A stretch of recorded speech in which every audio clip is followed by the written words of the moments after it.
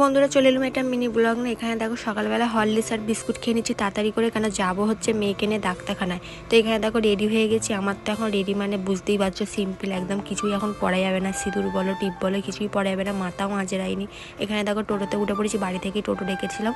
আমি আমার বোন যাচ্ছি, আমার বোনকেই নিয়ে যাচ্ছি। ও আমার মানে সোনামাকে নিয়ে বসে আছে। দেখো আর ওয়েদারটা দেখো যা হয়ে এসছে, একটু পরে মনে হয় বৃষ্টি আসবে। দেখতে পাচ্ছি আমার সোনা আমার বোনের কোলে আছে। কেন বলতো আমার মেয়ের গায়ে না মানে হাম হয়েছে, মানে ঠাকুর বেরিয়েছে, ওই কারণে একটু ডাক্তারখানা নিয়ে যাচ্ছে, কারণ জ্বর এসছে, জ্বর ছেড়ে জ্বর যাচ্ছে না। এদিকে দেখো খালি ভিড় দেখো, মানে প্রচুর ভিড়। আমাদের তো 21-এ নাম, তো অনেকটাই দেরি হয়ে গেছিলো, বাড়ি আসতে আসতে পুরো 1:30 বেজে গেছিলো।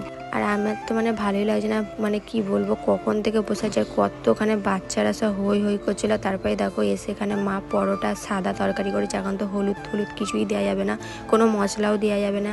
এরকম হলে সাদা মাটাই খাবার খেতে হবে। আর তোমার দাদাভাই মিষ্টিও এনে দিয়েছিলো, দেখো এখানে মিষ্টি। আর রাত্রিবেলা রুটি মানে পরোটাই করেছিল মা, কী করবো। আর এখানে আলুর তরকারি ছিল, আমি আলুর তরকারি দিয়ে খেয়েছি।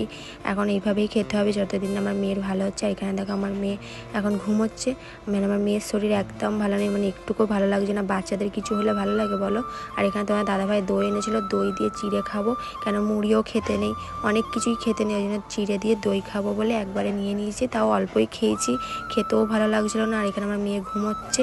তারপরে দেখো কিছুক্ষণ পর আমার মেয়ে খেলছিল, তো ওর সাথে আমি কথা বলছিলাম, ওইটাই তোমাদের শেয়ার করলাম। মানে ওর একটু যখন শরীরটা ভালো লাগছে তখন ও খেলছে, তো ওইটাই তোমাদের সাথে মুহূর্তটা শেয়ার করলাম। তো কেমন লাগলো এই মিনি ব্লগটা অবশ্যই বলবে। এখন বড় ভিডিও তো সেইভাবে দিতে পারছি না, তো যতটা পাচ্ছিলাম মিনি ব্লগের সাথে শেয়ার করলেও সবাইকে